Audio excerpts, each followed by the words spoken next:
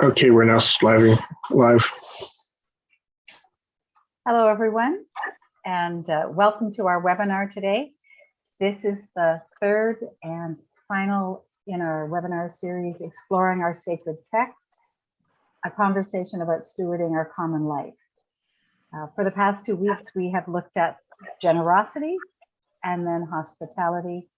And today we are going to look at, consider compassion as we explore that. My name is Cheryl Shaw, and I'm moderating today's webinar. I'm a member of the Ecumenical Stewardship group that has been working to bring this and the previous webinar series. Nick Jessen is the person who's letting you in and deals with any of the technical issues. So if you're having trouble with anything, just send him a message in chat.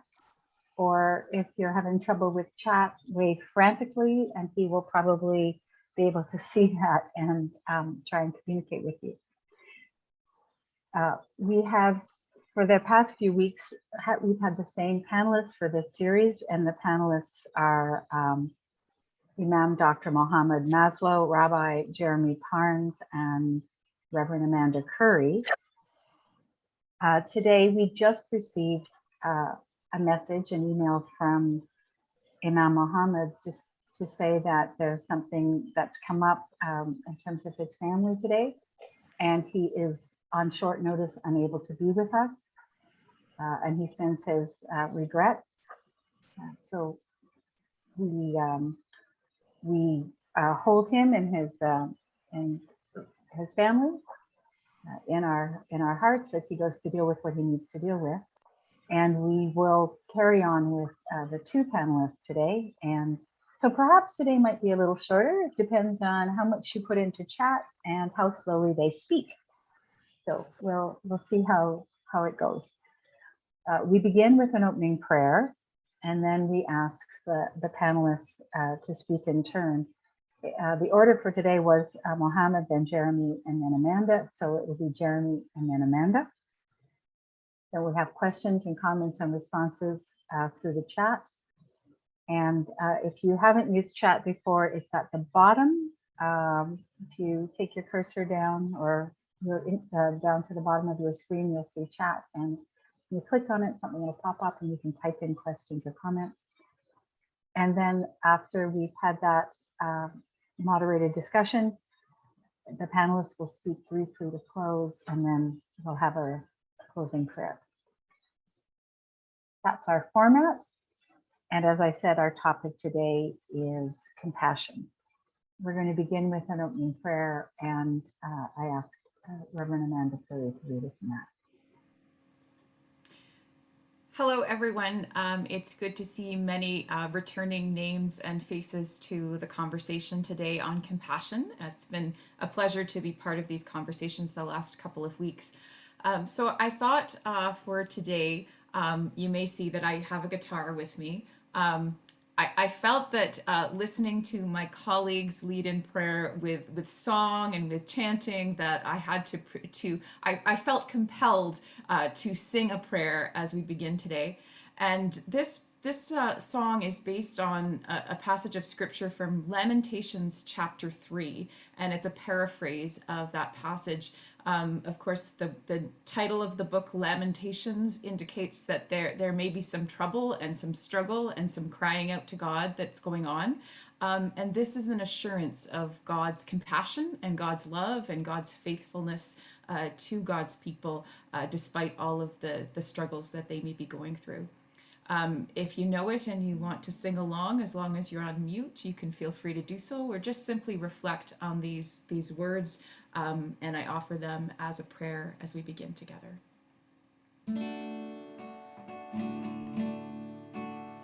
The steadfast love of the Lord never ceases. Your mercies never come to an end.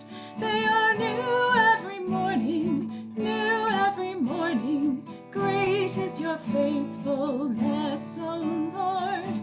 Great is your faithfulness. You, Lord, are my portion, says my soul. Therefore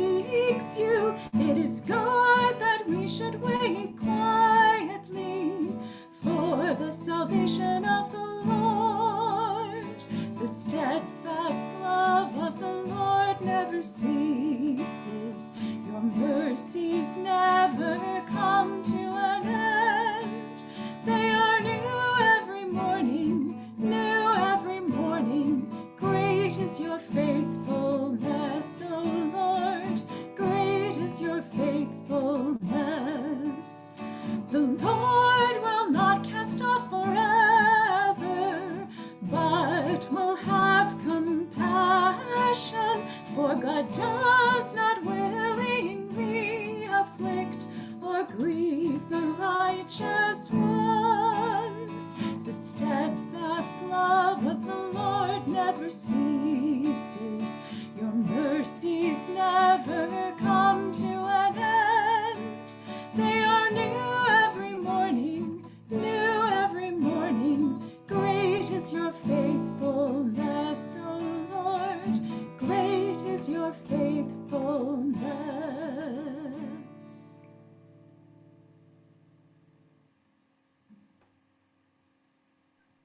Thank you. Thank you, Amanda.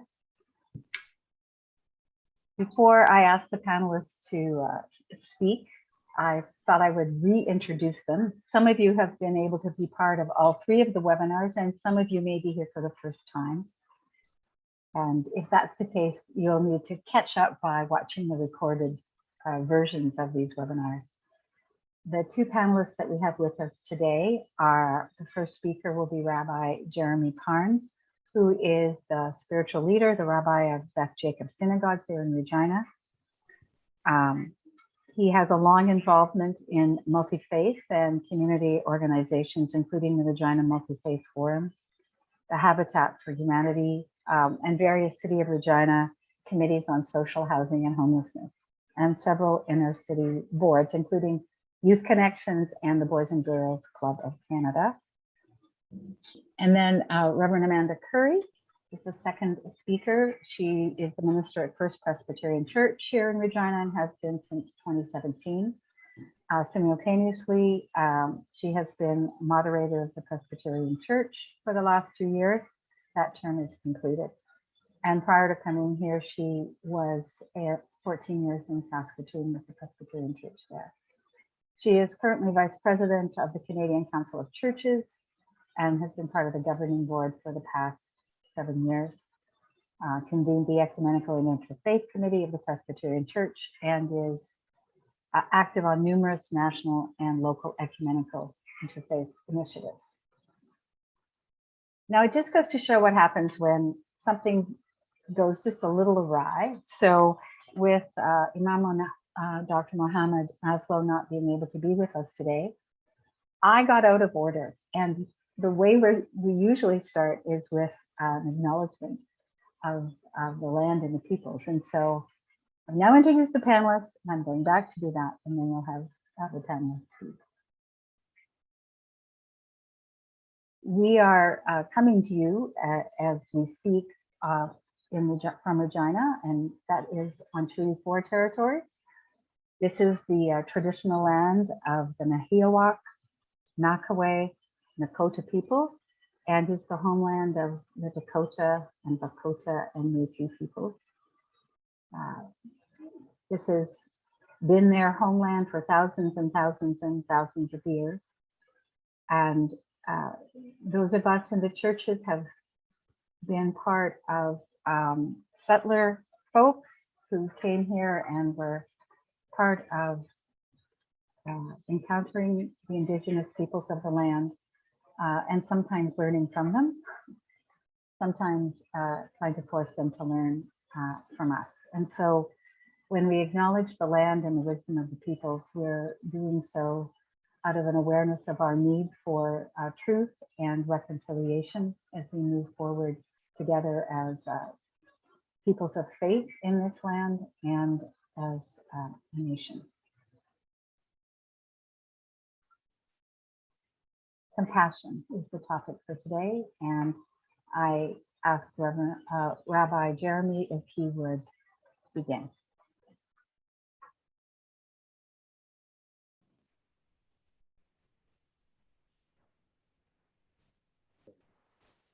Thank you, Cheryl. First, let me say, Mekwich, welcome. Baruch haba, assalamu alaikum. We say that with a little bit of sadness that our colleague, Mohammed Maslow, is not with us today, but we are thinking of him. And I look forward to continued conversations going forward The scene is powerful and dangerous. Moses has brought the children of Israel to Mount Sinai. The people have sinned, and Moses, in a fury, has smashed the 2 tablets of stone. Despite his anger, Moses shows compassion for the people, asking the Holy One also to be compassionate. And now Moses is to return to Mount Sinai with new tablets of stone, ready to inscribe again the commandments. As he does, he has one request of the Lord. "Oh, let me behold your presence," he says in Exodus chapter 33, verse 18. And in Exodus chapter 34, verses 6 to 7, God grants his request. The Lord passed before him and proclaimed, the Lord, a God compassionate and gracious, slow to anger, abounding in kindness and faithfulness, extending kindness to the 1,000th generation, forgiving iniquity, transgression, and sin." Every year in the Jewish calendar month of Elul, which is usually around September time, we enter a period of cheshbon hanefesh, an accounting of the soul. It is an opportunity to review, how did we do in the last year? And as we approach the Jewish New Year, we prepare to both celebrate a new year of opportunity to do good, and at the same time, reflect on where we might have fallen short. We seek to clear our slate between each other and God. And 10 days later, we enter a period of fasting for 25 hours, no food or drink or other distractions, but rather we focus on our prayers to God, that we might be granted another year to do better and help make the world a better place. That's Yom Kippur, the Day of Atonement. The 12th century Jewish philosopher and rabbinic scholar Maimonides challenges us daily to imagine that the world is in a perfect balance, and the next thing we do will tip the scales one way or the other. No pressure. Over 1,000 years ago, the rabbinic scholars were trying to understand, why is it so hard to be good? The 10 Commandments and the other Jewish teachings clearly spell out how we should act. Yet much of humanity, both now and then, violates either the letter or the spirit of these commandments quite regularly. In Judaism, one of the answers to this question of how to do this is Musar. Musar is a practice that gives concrete instructions and guidelines to help one live a meaningful and ethical life. The first book on Musar was called Duties of the Heart by Rabbi Bachya ibn Pakuda, which was written in 11th century Spain. Rabbi Ibn Pakuda clarified a central tenet of Musar as follows. Following the spirit of the commandments is just as important as following the letter of the law. For example, he scorns a scholar who focuses on pointless intellectual exercises instead of working to become a better person. And he praises a scholar who worked for 25 years refining his conduct. Musar is a Jewish answer to living an ethical and meaningful life, focused on making the world a better place by being a better person. In our morning prayers, we declare, I have to sing as well, Amanda. Elohai neshama shenatata bi, tehorahi, tehorahi. The soul that you, God, have given me is purity, is purity. If we acknowledge that the soul, our essential spiritual being, is pure, then wouldn't we want to dress, to adorn our soul in the very best clothes, our best qualities? The Musar wardrobe consists of such adornments as honor, humility, responsibility, loving kindness, charity, compassion, and much more. And Musar provides a practical way to ensure the very best of these soul qualities. In his introduction to the chapter on compassion in his book, Everyday Holiness, Alan Mourinhos writes, kindness and empathy and care arise from standing so close, feeling what the other feels.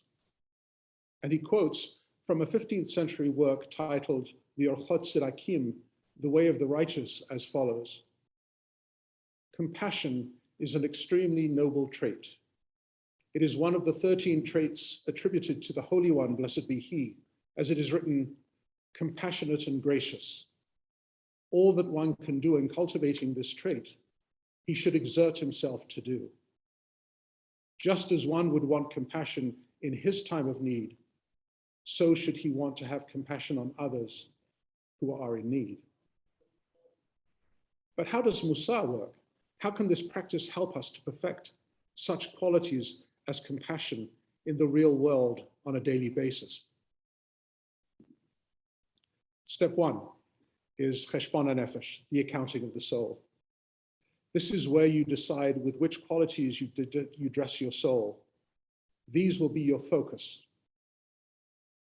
One way to move forward is to decide on, say, 13 qualities, dedicating 13 weeks on a weekly rotation to each quality, and then repeating the rotation every 13 weeks. That's 4 rotations of 13 weeks, totaling a full year. During each week, you will employ Musar's 4 practical tools. First, study. Second, mantra, a byline, if you will. Third, action. And fourth, journaling, a record. Study.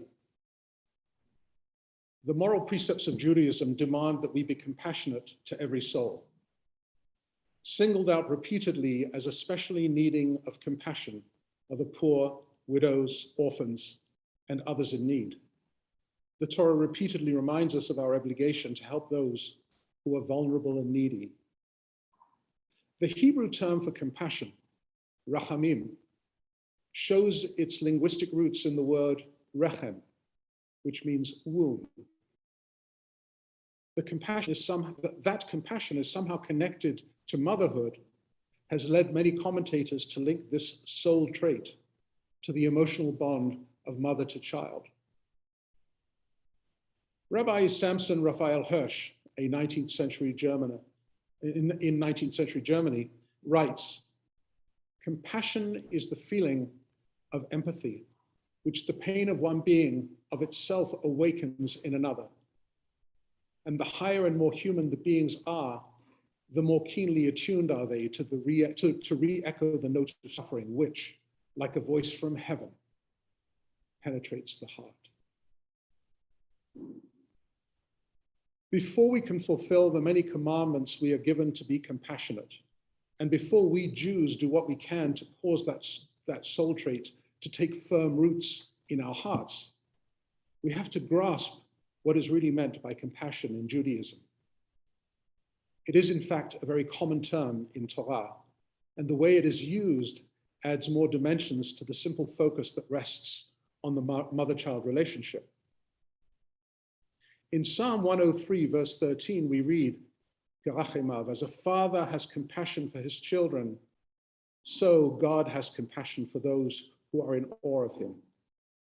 This single line of scripture gives us 2 additional points. Not only is compassion related to a mother and child, here it is set out in the image of the father-child relationship. And in addition, it is portrayed as a divine quality exhibited by God, who crowns you with loving kindness and tender compassion. Also in Psalm 103, verse 4, the one frequently used name of God is Harachaman, as in God, compassionate Father. The high point of the closing prayers of Yom Kippur, the Day of Atonement, is Exodus chapter 34, verses 6 and 7, which I read at the beginning of this presentation, and is referred to as the 13 attributes of God. As I read earlier, it begins, the Lord God, compassionate and gracious. From all this, we learn that compassion is an attribute of relationship and that it can exist in relationships of many kinds. Alan Mourinhos, the creator of the Musa Institute, also writes in his book, Everyday Holiness, as follows. In addition, the rabbis of old imagined that God originally intended for the world to be created solely with the attribute of judgment. In fact, we can still see the results of this intention because the fundamental laws of nature are immutable. If you put your hand in fire, it will be burned, no matter what you might say or think. But we're told that God realized that the world, and especially people, could not survive if the world was set up so that strict justice was exacted instantly for every error or wrongdoing. To forestall such insufferable rigidity, God included the tribute of compassion as an essential feature of creation, right alongside judgment. Mourinhos continues, a midrash, a story, explains the necessary interplay of judgment and compassion in creation by telling of a king who had some fragile glass cups.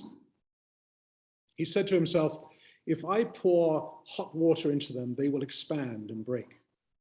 And if I pour cold water into them, they will contract and shatter. So what did he do? He mixed hot and cold water, poured the mixture into the cups, and they did not break. So it was when it came to time to create the world. Another story tells us that God reflected, if I create the world with only compassion, no one will be concerned for the consequences of their actions, and people will feel impunity to act badly. But if I create the world with strict judgment alone, how could the world endure? So I will create it with both justice and compassion, and it will endure. Ultimately, the sole trait of compassion comes from an experience of being close to the other. As Mourinhos states, compassion is an inner quality that grows within us out of the perception that we are not really separate from the other. So that's the study. What about a mantra, a byline? It's helpful to have something like that, some kind of byline that you can recite at the start of every day, in effect, setting your intent for that day. For the sole trait of compassion, it might be, my compassion extends to all creatures. I should neither despise nor destroy them, for the wisdom above extends to all of God's creation. And then go about your day with that understanding and act according to this manifest function. Which brings us to point 3, action. So what are the actions that help us to build our compassion? Well, be aware of all things, all creatures, and hold no judgment of them. But understand that they are all like you, God's creations. When you meet the other, remember also that identity with the other as the basis for compassion is precisely what the Torah invokes when it hands down the commandment to love the stranger in your midst. The rationale for doing so is our shared identity as strangers. In Torah, you shall love the stranger, for you have been strangers in the land of Egypt. Deuteronomy chapter 10, verse 19. And even if you have lived here in Canada, in Regina, all your life, remember that your ancestors did not. The Jewish perspective is that the inner qualities only reach a state of shlemut, wholeness, when they are brought into the world of action. One action to help the process could be as simple as having coffee and conversation with the other, with someone not like you, developing relationship with that person. Helping others in need, say at the food bank or a shelter, could be another action. The rabbis say that where the body goes, the heart follows. So plan to act, and then each evening, when you are done with your day, you can employ the fourth tool of Musar, if you so wish. Record your day. Journaling your day is a powerful way of noting your progress and successes. This is best done at night, just before settling down to sleep, and need not be a lengthy accounting, but simply an opportunity to note your progress. By keeping a record, you will have a complete picture of your year's progress and know just how you did this last year. And then you can plan for next year. Thank you.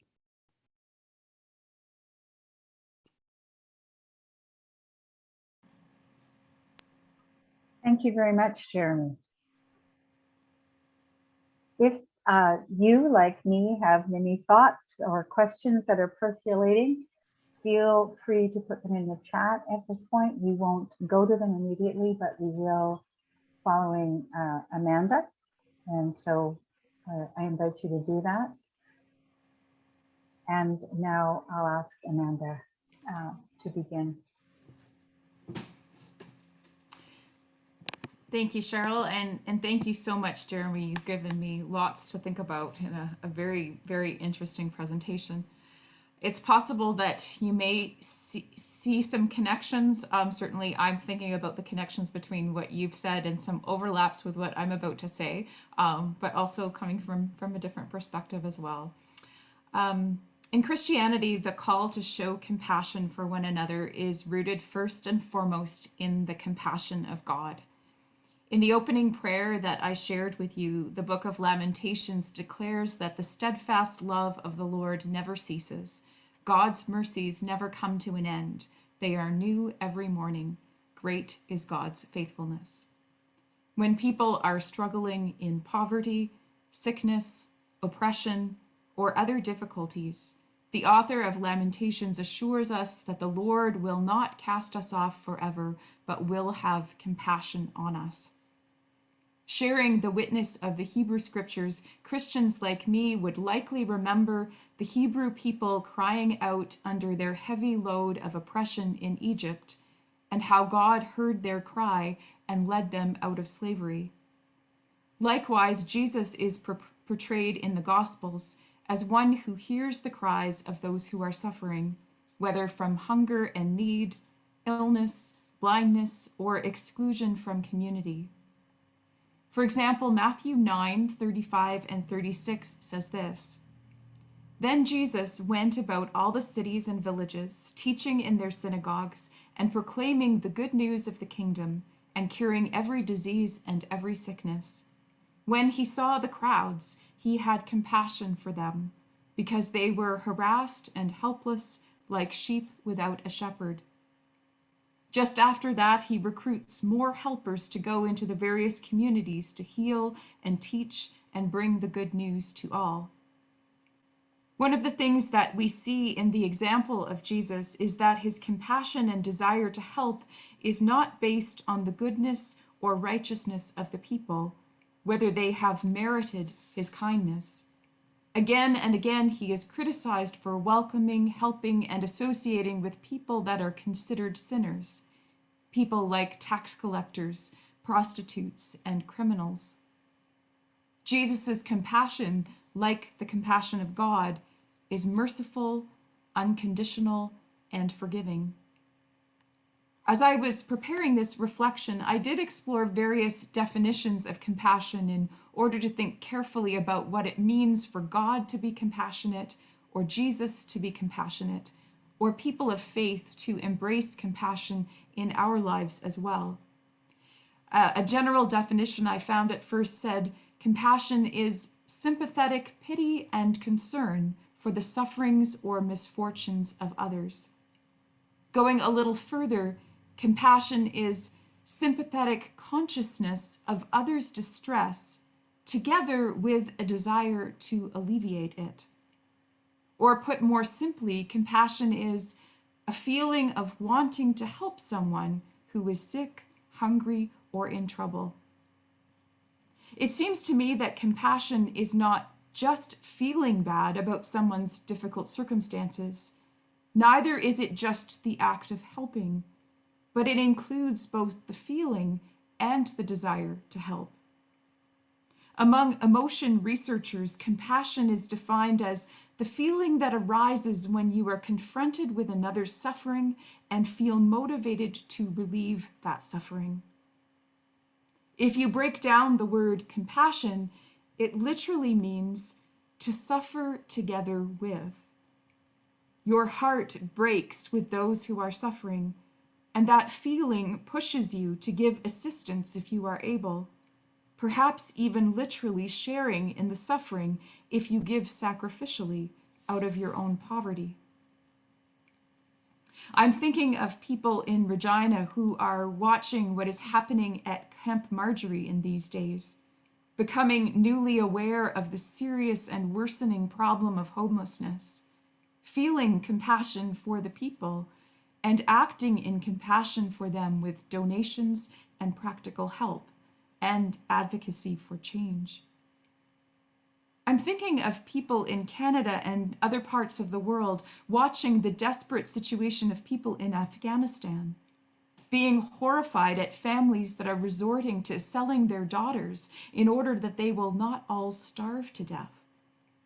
One of my congregation members was almost in tears as she told me about a story she heard on the news of a little girl being sold. She felt compassion for that girl and her family and others faced with similar choices, and it motivated her to want to do something. In one of the New Testament letters from the Apostle Paul to the church at Corinth, this early Christian leader addresses the reality that he and his colleagues are experiencing persecution and suffering. Likewise, the church at Corinth is enduring troubles and trials that threaten to discourage them. With compassion being a key word in Paul's message to them, he wants to assure them that they are not alone. They are together in their suffering, both with each other and with God, who feels their pain and desires to alleviate it. Here is the text from 2 Corinthians chapter 1, verses 3 to 7. Praise be to the God and Father of our Lord Jesus Christ, the Father of compassion and the God of all comfort, who comforts us in all our troubles, so that we can comfort those in any trouble with the comfort we ourselves receive from God. Just as we share abundantly in the sufferings of Christ, so also our comfort abounds through Christ. If we are distressed, it is for your comfort and salvation. If we are comforted, it is for your comfort, which produces in you patient endurance of the same sufferings we suffer. And our hope for you is firm, because we know that just as you share in our sufferings, so also you share in our comfort.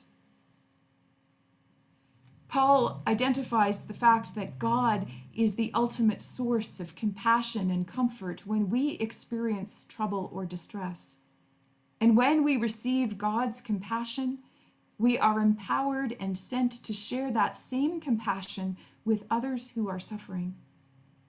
Although troubles and suffering may seem like a disaster, the apostle encourages the Christians to view it instead as a kind of gift.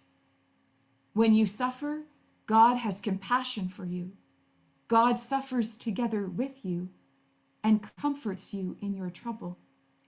And then when you see others who suffer, you can have compassion for them also, sharing in their suffering and comforting them in their trouble. I think that an important part of the message is that we're in this together with God and together with our communities and our neighbors. And that reminds me of another important aspect of Jesus' example of compassion. As I said before, it's not dependent on the righteousness or merit of the person who is suffering.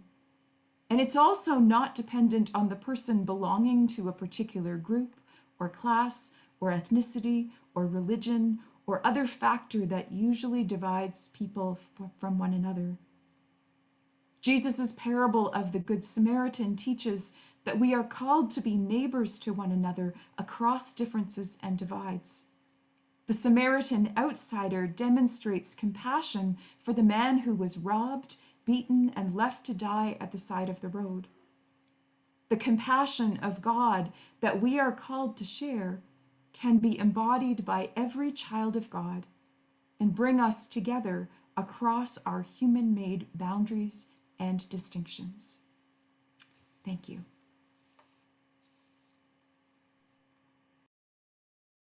Thank you, Amanda.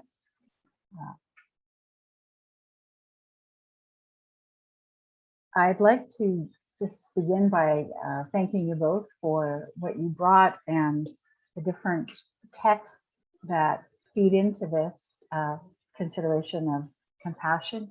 There were a couple of questions that emerged pretty quickly in chat, and so I'm going to go back to them. And the first, and this had to do with, I think, what you were talking about, Jeremy, when we were talking about compassion and judgment and them being intertwined and connected. So one of the questions from Glenn is that given that both compassion and justice are needed, in order to what is justice? So before you answer that one, and Amanda, you're free to come in on this as well. Then Victoria asked a question in the context of justice versus compassion versus justice. Would compassion then be synonymous with mercy? So, and I had in my own mind, what is the relationship of compassion and mercy? Are they the same thing, or are they viewed slightly differently? So you've got justice, compassion, mercy, all in there. Would you like to give us a little sense of what the definitions are as you see them, or the nuances? Jeremy, and then Amanda, if you'd come in after. Okay, sure. First of all, Amanda, what a pleasure. Thank you. So in response to those two thoughts, first of all, I believe if you go to a dictionary and define mercy, it will have within it compassion will be a part of the definition. So I think the two clearly come together on an ongoing basis. So, I mean, that's a short and simple answer, but hopefully that's acceptable at this point. But yes, you can use one for the other, I think, from my perspective anyway. By the same token, when we talk about justice, there is a text in Torah, in the 5 books of Moses, that's kind of interesting. It says, Tzedek, Tzedek tirdof. It has been translated as justice, justice shall you follow, justice, justice shall you pursue. The more correct translation would be to pursue, that the text is requiring you to pursue, to run after justice, not just to follow justice. And the word tirdof is more appropriate in terms of pursuit rather than following. So that's the first comment that I would make on that. But it goes a step further. Why does it say tzedek, tzedek? Why doesn't it just say tzedek tirdof? Justice you shall pursue. Why does it repeat itself? We believe that the Torah has no superfluous words in it. Every letter, every word is critical. And so if it says it twice, there's more to it than that. And there are a number of explanations and understandings. And I should explain from a rabbinic perspective, and hopefully this gives some sort of insight into the Jewish way of looking at text, which I think is what a part of this is all about. I remember having a Torah study class where we were studying a particular piece of text. And as we got to a certain point, one of the people in the class turned around and said, hang on a second, if that's the case, then this must be so. And I said, you're right. And then somebody said, well, that's not possible, because if that's the case, this must be so, the opposite.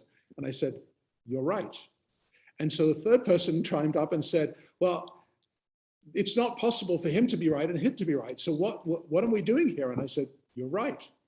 And that's how I wanted to leave it. The idea is not to have nice pat answers to text, but rather it's the questions are far more meaningful and important than the answers, if I may put it that way. And I'm honestly not trying to be trite.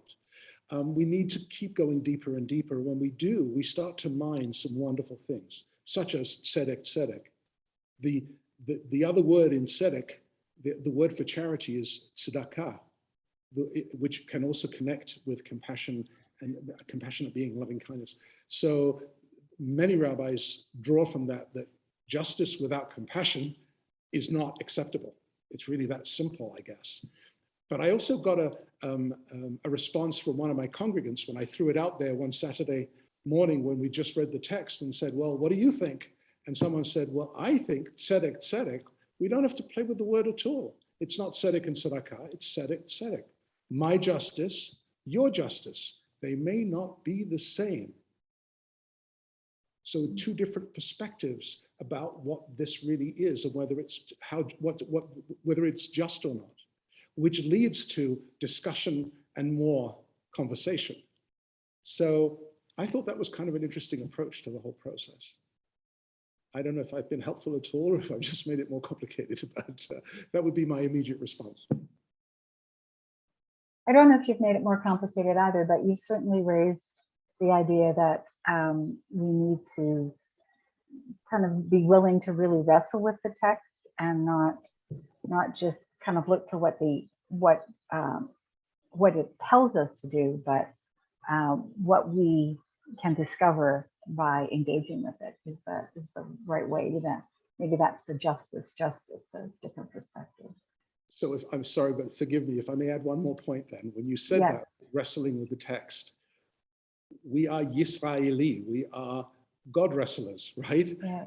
That was the name that Jacob received from the angel of God, one who wrestled with God and won.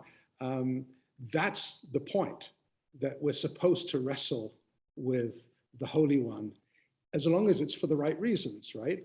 And what I like is that if you take that also a step further, the root of Yisra, which means to wrestle with, El being God, right? A name of God, Yisrael. The root of Yisra is Yashar, which means upright. So my sense is the more you wrestle with the text, the better you are as a person and in your understanding of your connection and the closer you get to God. Thank you. Amanda, I'm imaging wrestling with the text and wrestling with God in my head. So that was the pause. Amanda, did you want to add something? Lots of good things to think about there. I think that the way that justice and compassion have to hold together makes perfect sense to me. That justice doesn't work unless there is that space for love and love and mercy. And the question about the connection between compassion and mercy, certainly in the New Testament texts, there were a lot of passages that in one translation chose the word compassion and in another translation chose the word mercy. And so I didn't go and look up which Greek word they were translating differently, but they were definitely integrally related with one another.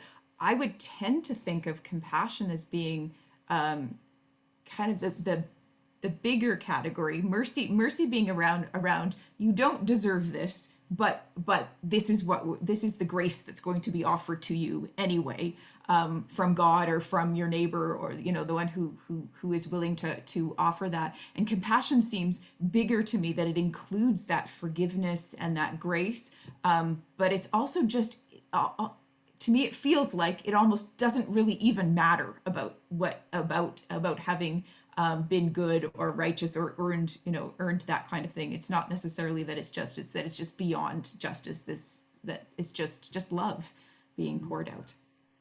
Mm-hmm. And Victoria just put in the chat that she was thinking of it in terms of Micah 6:8, to do justice, love mercy, and walk humbly with God. Yeah. Mm-hmm. And that was one of the I see there's another question or comment here, so I'll take a look. But that was, I think, part of what I was thinking about when you were talking, Jeremy, about compassion being the empathy we have with another person, or suffering with another person, because we're able to share some sense of what they're going through. To me, it's hard to have mercy if you don't have that first.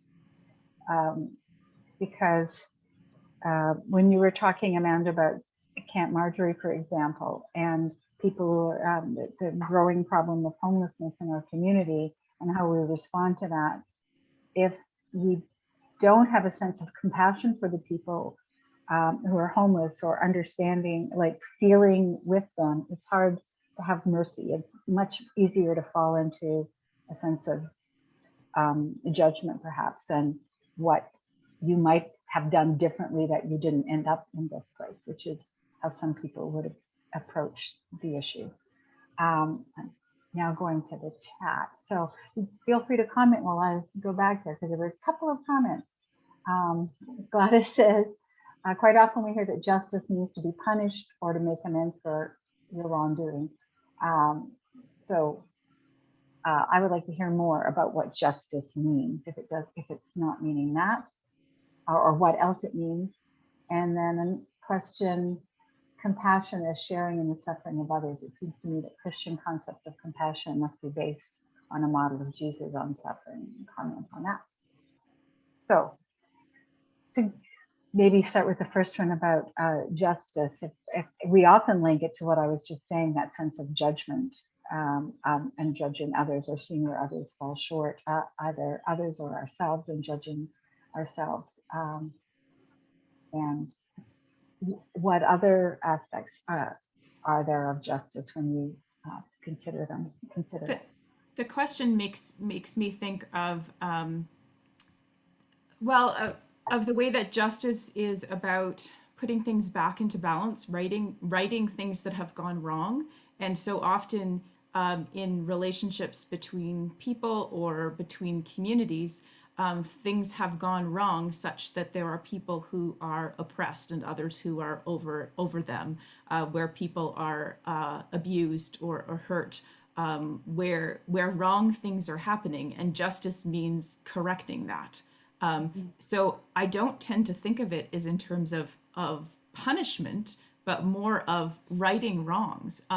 So for example, I automatically think of the Truth and Reconciliation process in Canada, and being part of a church denomination that ran residential schools. When I think about the settlement agreement and the money that was paid and the process that was participated in, and the things that the churches needed to respond to and do and fulfill, I don't think of that as punishment of the churches, but it is moving towards justice. Maybe it's not enough yet. We've still got more justice to make, because it's moving towards correcting something that went so drastically wrong.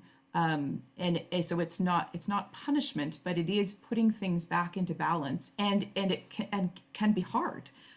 It can be things that require much of us in order to go through that process, and require much from us in terms of our giving, but also require a lot of soul searching and of reconciling our history, to be able to put things back so that we can go forward in a good way. And it's big and it's ongoing, but that's what justice is about. And then you could think about that in all kinds of different areas of life in community in the world. Jeremy, were you going to comment as well? Sure, nicely put. I would agree with you, of course. I think that when we look at past missteps, and I know that's a shocking understatement in some instances, I always wonder about the lessons we learn. Do we end up, when we look back on things that have happened to us, to others, within our families, our people, our ancestors, do we look back on there and live in that past and hold that with us? Or do we choose to learn from that and then learn to move forward, having learned, so that we can do it better? And I think justice is about that, and that's where restorative justice comes in, perhaps. That makes a difference. I also think that we tend to talk about things in absolutes. So it's justice, it's unconditional love, it's freedom, and so on. Everything I've learned from my text and from Judaism is that things don't work that way. We live in a world of duality. This is not the unified world of heaven, if you will, the ultimate existence. This is a world where we're flawed, we make mistakes, and hopefully we learn from them, and we stumble and we get up and we walk together again. So as we talk about with justice as compassion, well, with freedom, there's another example of that, where one of my students said to me, well, you know, freedom is I'm free here in Canada. I'm free to do whatever I want. And I had to explain, freedom is not, that's anarchy. That's not freedom. It's not the ability to do what you want. Freedom is to do what you ought to do. With freedom comes responsibility. With justice comes compassion, and so on, right? And I think it helps us if we can bring both of those, always the secondary elements, there's that balance again, into the discussion. At least I think those are the insights that our faiths, I mean, I guess I can only speak from the Jewish faith, but I believe that's what our faiths are about, is to restore that balance. The point that you're making about restoring the balance goes to the comment that Richard put in the chat as well, that biblical justice is always exclusively restorative. It's not punitive. It's meant to restore something or a state. And then Sheila brought up a point as well, is that mercy seems to denote a level of power, like mercy to someone, over someone. So, whereas the common compassion is that important with suffering with someone. And if you take that further, I was talking about that with factor in compassion, but I really appreciated, Jeremy, when you were talking about the root of the Hebrew word being related to womb and the connection between mother and child, and that it's a relationship. I mean, that's probably the ultimate in terms of withness, that experience of deep connection, and I think that it's those experiences of deep connection that lead to the fullness of compassion. Our action is rooted in relationship and in care for the other, that feel that so much so that their pain feels like your pain, you know, that it's shared in that kind of full way. But in a positive, like in a helpful way, not not throwing yourself down the well, if you know what I mean, with the other person. No, yeah. Absolutely, and I got that from your use of that word compassion when you spoke about it being with. I think that Sheila's comment about mercy is very important. She makes a great point. I always remember growing up, I was taught at one point how, you know, that one has to be tolerant, until one person one day turned around to me and said, "Is that the best you can do?" I said, "What do you mean?" And then they taught me what tolerance means versus respect. I was a teenager then, and I grew up real quick when I heard it. It changed my view. And there's many of those things that it behooves us well to have these kinds of discussions and go that much deeper with them. So it's appreciated. There's a few more comments here. Eric says, for both speakers, considering that God's view and her mercy would be not only greater but more universal in focus than ours, does that have implications for how limited might be our ability to discriminate who does need or does not need compassion? What about the limitations of our own understanding? I think is God's compassion is so much greater than ours, more universal than ours. And go ahead, Jeremy. Just as I'm sort of hearing that, I had to read it a couple of times to allow it to sort of sink in a bit. But I'm wondering if the way I'm understanding it is from the point of view that there's a book that was written by Rabbi David Cooper called God is a Verb. The idea behind the book is good, the act of Godding. In other words, living one's life as if God, you know, the way God would want it, the way God would see it in terms of how we behave. And I always felt that was absolutely appropriate. When I read the book, it was really good and helpful. But at the same time, I always felt that there was no way I was ever going to come close. So it always gave me a little bit of despair of that. Clearly, when we're talking about God's compassion or God's mercy or any of those things, we're talking a different level of understanding altogether. It does, however, take us out of what we call in Judaism the katnut, the small-minded survival reality, to the gadlut, the much bigger reality of the world of creation of the universe. And I think that's very helpful when you're looking to put some perspective and balance into your life. You know, we can get so caught up in our own sort of little realities. When you see that in relationship to the whole world, it's a whole different ballgame. Sorry, I'll stop it for a minute. No, I think that's very helpful. And I like the fact that there's the words for being, you know, caught in our own smaller perspective and striving to have a perspective that is more like God's, a larger perspective. One of the things, before I go to another comment, one of the things that I was wondering when you were talking about study mantra, Jeremy, study mantra, action, and record, and I was thinking of it as trying to put it in other words for myself, understanding, like that comes from study, intent, the action, and then accountability. I guess the record is a way of it. I think sometimes when we talk about compassion, or even, you know, hospitality, I guess it has a more practical implication just because we have experiences of hospitality. But very often when we're talking about compassion, we keep it in the understanding and feeling for, and not moving to necessarily action or accountability, what we do with our compassion. And as someone who, you know, that's perhaps I'm thinking from the point of view of stewardship, or how we utilize the resources we have. What do we do with the resources we have? That leads me to the sense of the action and the accountability. And is that seen as part of being compassionate in as you see it, or are there other ways that we would look at what it means to move from feeling compassion to acting on our compassion, and being accountable for what we do or don't do in relation to how compassionate we might feel? As soon as I started to think about compassion as suffering with, it really opened up the importance of it being beyond feeling, beyond an initial reaction of isn't that terrible, and I feel bad for that person, and then step back from that and forget about it and keep going with life.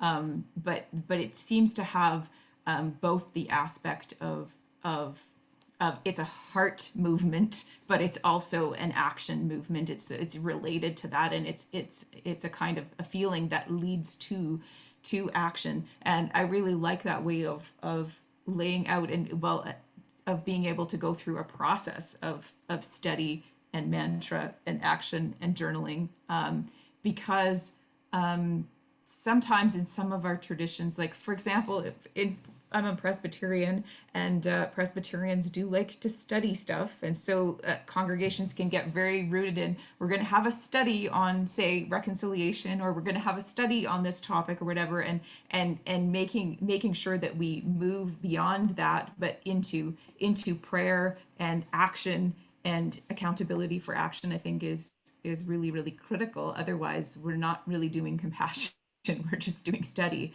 which is, well, that's fine, but it's not enough. So I think that's a nice full way of being able to live into those virtues. Yeah, I like that. Richard makes a comment here: those who have disproportionate power have a disproportionate responsibility to not exercise that power. Our God exercises the most self-restraint.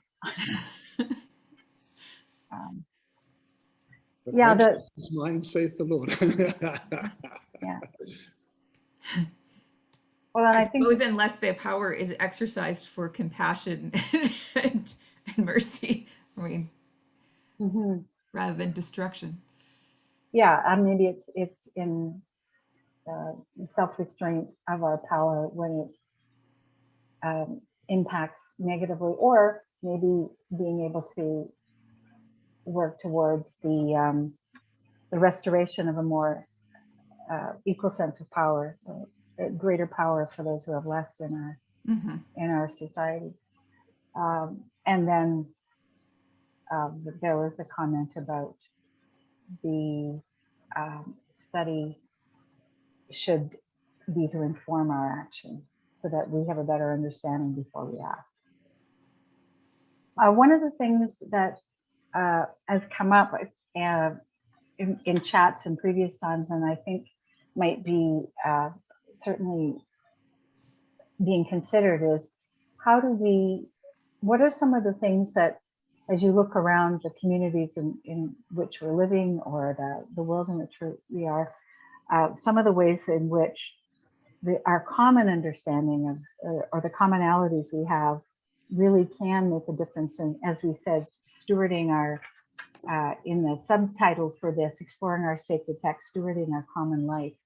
What are the ways that we can move from our understanding of generosity and hospitality and compassion to acting on, or having an intent on how we might act differently, and acting in a way that can make an impact, or bring some changes that would make our common life more generous or hospitable or compassionate? I lob that over to either one. Well, okay, I'll take that one. We used to call this passing the pillow. In my seminary, we would have things that were thrown at us, and we had a pillow, and so out of the blue, someone would throw the pillow to the next person, and they had to respond, and so on. So it's anyway. I think that when we look at, I guess the reason I decided to introduce Musa into this last session is because I see that as an example of how one might take any of these realities: hospitality, generosity, compassion, humility, honor, you name it, and use that process to really see how well am I doing. It's a great gauge for one to do oneself, and see how you're doing, and also to learn from it how you can do better. And actually, I think it's very practical from that perspective. I also am reminded that, someone said to me once, God knew in the Torah, God says that we would at some point in the future, he tells Abraham, we're going to be enslaved. We're going to go through all of these trials and tribulations. And someone said, well, if God knew that, why did he let it happen? I mean, why did he leave them in that kind of situation? And not just them, all of us. I mean, we all go through our trials and tribulations. And in many ways, a lot of those trials and tribulations are in order for us to be able to be empathetic, to be able to learn, to appreciate what we have, gratitude, but also to be able to identify and relate to others who go through difficult times. And just to give the nod to joy as well as sadness, and to be able to celebrate with others as well, which is just as important in so many ways. Mm-hmm. Thank you. Amanda, did you want to add anything to that? I think I did at first, but I forgot what I forgot now what the question was. What was the question again? I was saying, how do we, if we subtitle this series, Stewarding Our Common Life, how do we work together, or how do we take this from understanding to action, actually making a difference? Thank you for reminding me of the initial question. Jeremy just took me on a journey, and I went with him and forgot where it started. No, I think as Jeremy was speaking about, I really appreciate that model of using that to move us from study and into action. And my thought was that doing that as an individual is something that can be helpful, but I think also for communities to be able to do that together. So I was thinking of when, for example, when we pray in our churches or other faith communities for various concerns in the world, whether that's in our local community or people far away. We do, at least in my church, we do a lot of praying about a lot of things that feel very beyond our control or beyond our influence. And yet there are ways that we can enter into working for justice or advocacy or practical help or all of those things. And so being aware of where our prayers move us towards action and discerning together in community, how can we go beyond our prayer? How can we let God guide us through our prayer into what we might be called to do today in this community? And then I suppose having that conversation with our interfaith neighbors and our ecumenical neighbors about, are there ways that we can do some of those things together, learn from each other about how we are responding in action, and be able to sometimes join together, build together, or even just be inspired by one another in that action. Yeah, I think it would be helpful to have a sense as we think about doing something or engaging in something to know what some other faith communities are doing, what the other faith communities are doing, and there may be alliances or ways in which we can augment what each other is considering and bringing resources perhaps that we don't have entirely on our own. There are two comments that I'm going to bring to the fore, and then I'm going to, if there aren't any others, ask you to move to any closing comments. Victoria says, according to Buddha, the compassion, metta, is willing the good for the other. So it goes beyond emotion. One does not have to identify with the other's feelings or suffering. One simply wills the good for all beings. It's kind of the example of the mantra that you were giving, Jeremy. And then Richard adds, from my limited experience, physical experience, there's no substitute for human contact. I'm unable to love or understand another in the abstract. We need to invite the other into our intimate lives and they of us. So that's the engagement, willing to really engage with another. And Victoria's going, yes, Amanda. Prayer solidifies and establishes the intention. So when you were talking about mantra intention, I was prayer as both a communication and an intention. It sets intentions within us, creates our awareness. Mother Teresa spent 3 hours every morning in Eucharistic adoration before going about her daily duties. Or in another example, Martin Luther apparently said, the busier I am, the earlier I need to get up because I need more time to pray. So there's lots of them rolling in now. So I'm just going to read them out, and so everybody can see them and hear them. We often don't know who we are ourselves unless we are in relationship with others. I don't know myself to be kind until I'm kind to another. And then Eric says, when different separate religions disagree on what is the truth about the conceptualizing and practice of worship, is compassion the universal route to unity? Is that a way that we can better understand one another? And then Nick has a question for you, Jeremy. You were saying you were bringing, I'm not even sure I'm going to pronounce it, the Musa. I guess the English transliteration would be Mussar. Musa. Okay. And can you clarify what it is? Not just how it's spelled. No, I have no idea. I just made it. No. Okay.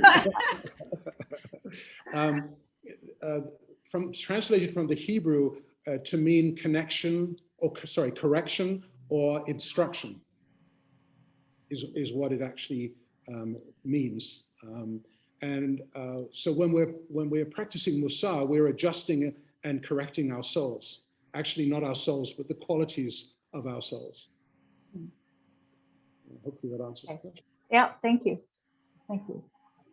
And did you there were in any of those comments that I was reading out there, I'm not reading out so you comment them all the time. It's so that we together can hear one another and have a sense of what one another's saying. And for those who are streaming or maybe not able to enter into the chat, they could hear, and those who are listening later know what is being said. So is there anything that you want to, any comment that you want to, do you think that compassion, because we have so many differences about what we think are true about our practices of worship or different things, is compassion one of the roots that will enable us to come together with greater unity as communities of different faiths?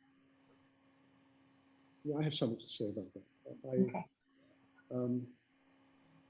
I read a book a number of years ago by Rabbi Jonathan Sachs, rest his soul, called The Dignity of Difference. Up until that point, I believed that the idea was when we got together at different faiths and different backgrounds, etc., different belief systems, they're not that different, especially when you really get into it. Well, the idea was to look at our similarities and in this way build relationship. To some extent, I still believe that, kinda.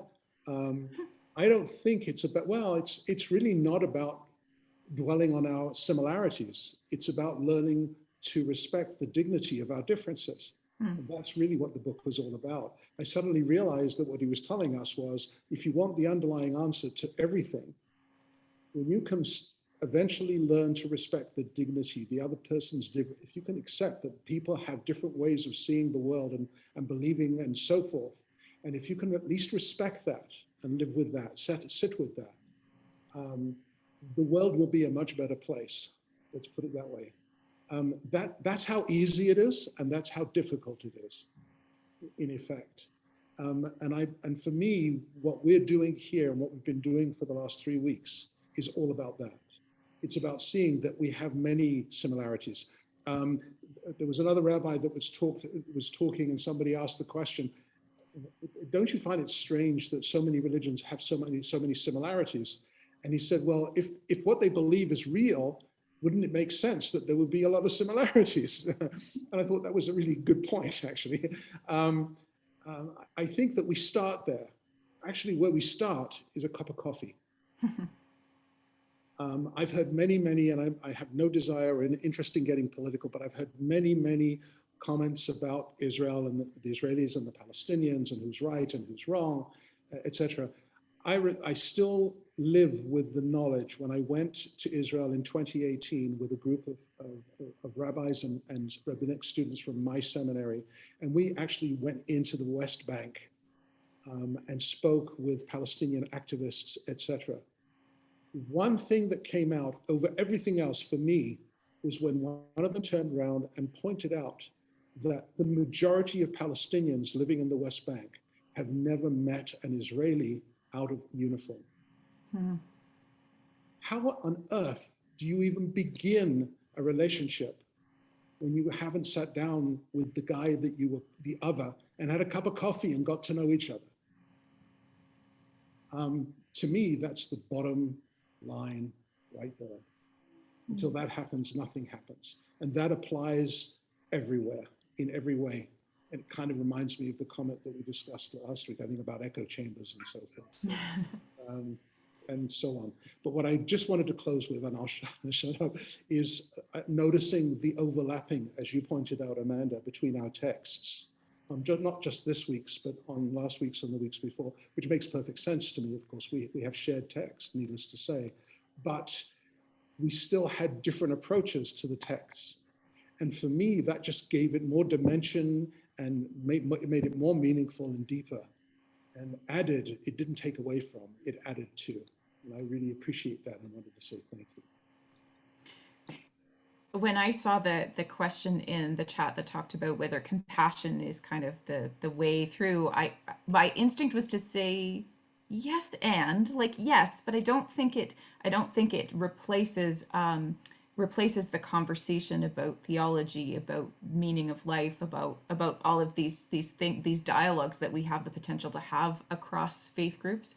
And I appreciate what you said, Jeremy, about the dignity of difference, because I very much believe that that dialogue is not just about finding out what we have in common and figuring out where we're the same, but I find this conversation enriching because every week I have learned new things and gained new insights through your comments and through Muhammad's comments as well, and opening up scriptures and bringing a different perspective, which I didn't know or have, and yet I can experience as gift and as beauty and as something that enriches my life and my faith.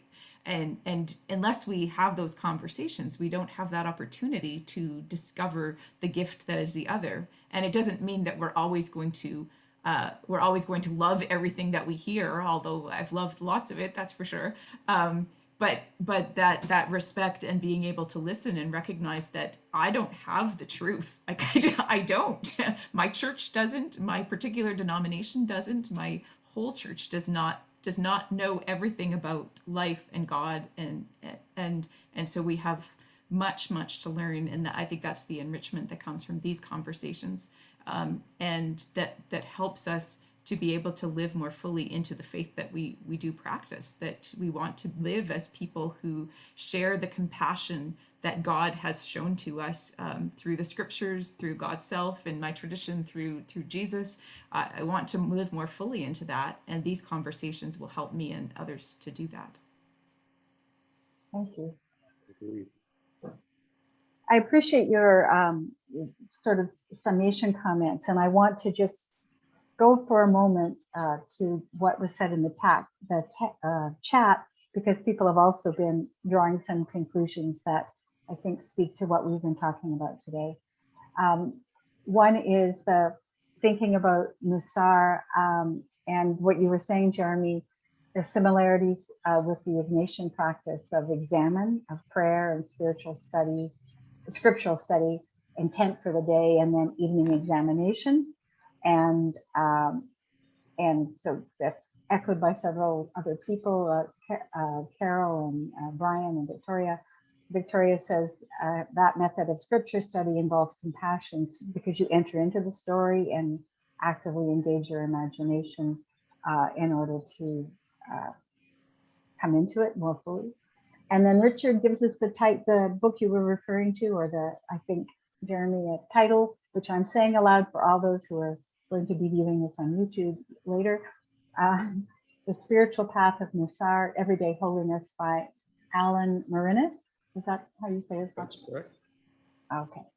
So you've got a lot of conversation going on in the chat that speaks to, I think, what you're saying, some of the ways in which we come at things differently, but this tending of the soul, this want of the taking on, living more fully into the attributes of God, and how we see those attributes of God in our own traditions and in those who have been teachers before us,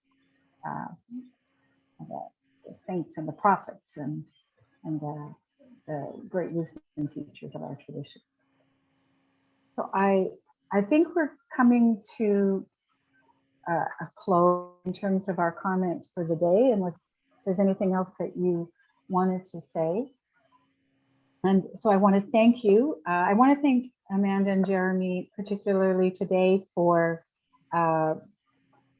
taking it on with short notice that Imam Dr. Mohammed Nasser wouldn't be able to be with us, and speaking more slowly so that we were able to sort of come in. You're not really physically speaking more slowly, but giving the space for us to enter in, and for all of you who've been participating through chat and through the energy that you've given to this today. And you will be able to watch this again. You'll find it on YouTube, and Nick will make sure you have the link for all of that. And if you've missed the first two sessions, you'll be able to do that as well. This is the final session in this series. For those of you who received the link, the reminder link in the last day or two, you were also sent an evaluation with that. And another, not a different evaluation, but a reminder of the evaluation by sending it to you again. will be sent to you within the week. That's because we really want you to give us your comments and to answer as many of the evaluation questions as seems appropriate to you. This will help us as the planning group to plan future webinar series. There's a space for you to put in topics about interfaith topics you'd like to see explored, as well as different aspects of stewardship topics you might want explored as well. And we would really appreciate your feedback and your comments, evaluative comments for all of that. That's the only announcement I have for today. And so we're going to draw to a close in prayer. I don't know if I've missed, is the chat visible on the YouTube videos? I don't think it is. That's why I was trying to read it aloud. Yeah, that's why I tried to read as many of them as I could, so that those of you who are watching this on YouTube later, I tried to make sure you didn't lose anything, and so you pretty much got what was in the chat. I ask Jeremy if you would now bring us to a close in prayer. Thank you, Cheryl. First of all, with thanks to the organizers of this program, and to Amanda and to Mohammed for this opportunity of us to get together. I feel much closer and look forward to actually sitting and having a coffee and conversation. And to all of you out there who have been supporting us by following, watching, making your comments, etc. With that in mind, I'd like to end with a small chant. Can't help myself. Psalm 103, I quoted Psalm 103, verse 13. I'm going to chant it and then close with the priestly blessing that was given in the temple days. Al